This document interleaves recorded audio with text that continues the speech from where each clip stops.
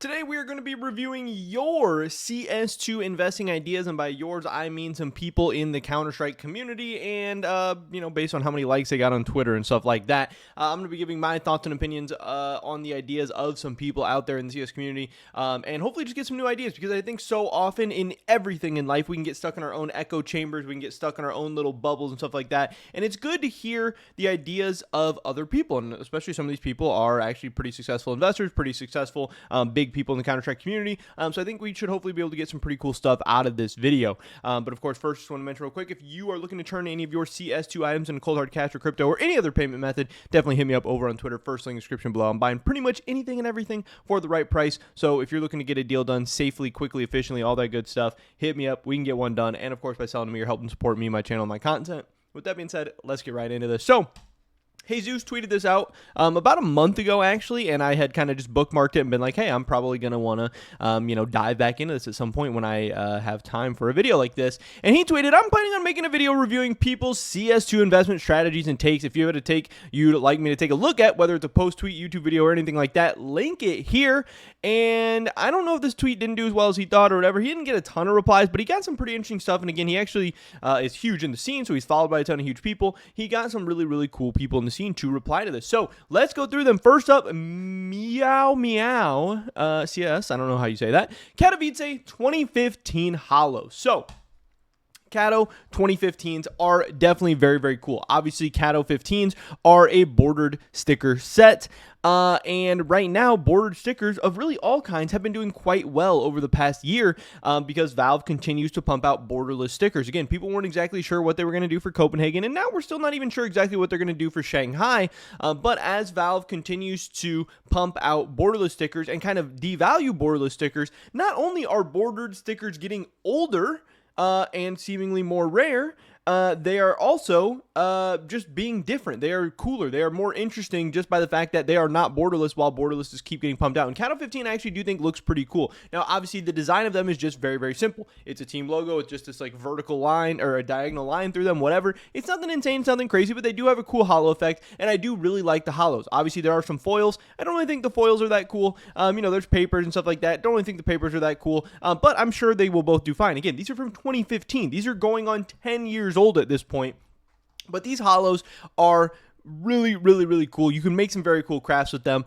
So definitely, obviously, the top dogs in the Kato 15 collection being the Vox and the Titan, but Navi still very expensive. I think some cool ones are definitely Flipside Tactics. People like those. Cloud9 is usually really cool. This Keyed Stars one is so sick. The 3D Max, the Hellraisers is pretty cool. And then even some of the lower end ones are just so cheap. I mean, you can get this Penta Sports one for less than $100. TSM, obviously an iconic organization that doesn't have a ton of stickers and stuff in the game. Envious. So let's look at what these have done over the past year. TSM is actually one that I had been telling people. I made a video, I don't even know, like 6 months ago or something, saying that the TSM Kato 15 could be a big pickup. And in that time, obviously, this thing has done quite well. 86% increase in the past year. Now, there was news a little bit ago that TSM was going to be signing a Counter-Strike team. I haven't really seen how good or bad that team is or anything like that. I also don't really trust TSM's abilities to run an esports organization or run a team, especially a team that's competitive at a high level at this point or whatever. So there is some risk that TSM could be getting some new stickers at some point in the CS future. But for now, this TSM Kato 15 seems undervalued and underrated to me. Again, iconic organization, big fan base, cool looking logo, cool sticker. Yeah, it's not colorful or anything like that, but in that way, it kind of stands out and is different as well. And I can see why this one has done quite well. The Keyed Stars one is pretty flat over the past year, but again, this one looks so cool. And just because it's been flat in the past year doesn't mean it can't, do really well. Obviously, the all-time graph on it looks pretty great. A lot of ups and downs, a lot of peaks and valleys, but again, just a general uptrend overall. And then you have something that kind of in the middle, like the Hellraisers one, which is up 13% in the past year, which again, in the grand scheme of things, in the real world, 13% returns in a year is nothing to scoff at all. And again, this sticker is only getting older, only more rare, whatever. But obviously, there are some Kato 15 hollows that are going to be doing better than some of the other ones. But I do think in general, until Valve actually starts putting out some more bordered stickers and there's more competition for these, bordered stickers are going to kind of continue on this upward trend and continue to look like a really good investment. So first up, I think this one from Meow Meow was very cool. Kato 15s definitely seem cool. Pick out your favorite ones. Pick out the ones that you think look interesting and ride with it. Now, he also said, let's not forget about our fellow countryman who dropped the best sticker in the game, Dicks to the Moon, and he tweeted this, the Dick Stacy Gold Kato 19 sticker, which Again, another great pick, has been up insane over the past year, 207% gains. Now, this sticker is always going to be so memeable. It's always going to be so iconic. It's always going to be so different, and we're not really getting new dick stickers or anything like that. And this is also a sticker that, of course, has greatly benefited from the crafting update, where you can now, change crafts and move stickers all around, rotate them, blah, blah, blah. Obviously, this presents a lot of huge new opportunities for this. Now, there are multiple Dick Stacy stickers in the game, but again, they've all, to my knowledge, done pretty well. We can look at some of the other ones real quick, maybe. I can't spell. Let's see if we can pull another one of these up. Like, we have the Berlin 2019. This is actually the one that I own, just because it fit the price point that I was looking for at that point. This one's down a little bit over the past year, but it does seem like these Kato 19s have been doing quite well. The gold's obviously very expensive, but you have the other ones from Kato 19 as well, like just the paper. I don't know how this one is done or not done or whatever, but some of these are down as well. So they're maybe overhyped, overrated a little bit at this point. But again, this is also comparing to a year ago when we were at really, really peak CS2 hype and stuff like that. But he did tweet out the Dick Stacy Gold, which has done well. Again, this is more of a niche, memeable investment. I'm sure these will do well over time. Are these something I would be piling money into? No, absolutely not. And you could even see that by seeing some of the other Dick Stacy stickers not doing that well. I think these will always have a place in CS. They'll always have a story to be told. There'll always be a reason to be talked about and bought and crafted and stuff like that. But are they my number one investment? No, not by any means. I would much rather be investing in the Kato 15s than Dick Stacy stickers. But if you had a little bit of side money you want to throw in as like a flyer or a one-off or kind of a meme, gamble, whatever, I think there's worse places you could put your money than Dick Stacy stickers. Next up, Xerpus. I believe he has something to do with Oni, like Oni's mod or something. I don't even know. But he tweets out DreamHack 2014 stickers because they look really cool and very nice. Papers, very odd way of getting them resulted to having a very solid low supply nowadays. So again, old, rare, low supply, bordered stickers. That seems like a home run to me. Sounds good. Here's the DreamHack 14 stickers. Now, I really like a lot of these. Again, the foils, I don't really think they look that cool, and they're pretty expensive. Some of the holos I actually do think are really cool. I really love the holos, how they have the colored effects. The Cloud9 holo looks very sick to me. I actually don't even hate the Ninjas in Pajamas holo since it's brown and it's a little bit different. There's a lot of yellow ones. There's 4 yellow ones that all look kind of the same. But he said specifically the papers. So let's take a look at some of the papers, because the papers are actually pretty sick. Having an I Buy Power sticker of any kind is always going to be cool. So here's what the I Buy Power DreamHack 14 has done over the past year. 32% gains. Again, still really, really good. And it's not an insane price point. Yeah, $250. It's not cheap. I'm not saying that, but it's not like $500 or $1,000 or whatever. We also have plenty of other papers in this set, like the Planet Key Dynamics. Again, this one up 188% in the past year. We have the Flipside Tactics. This is up 68% in the past year. And plenty of other cool ones as well. Again, Cloud9 stickers are always going to be good. You have an LDLC. This My XMG looks kind of cool. ESC Gaming. You have Fnatic, Navi, Penta. You have all kinds of stuff here. You have all kinds of options. And again, these are 10 years old now, and they're only going to get older. They're only going to get more rare. And again, bordered stickers do seem to be hot right now. They seem to be a trend. They seem to be going up.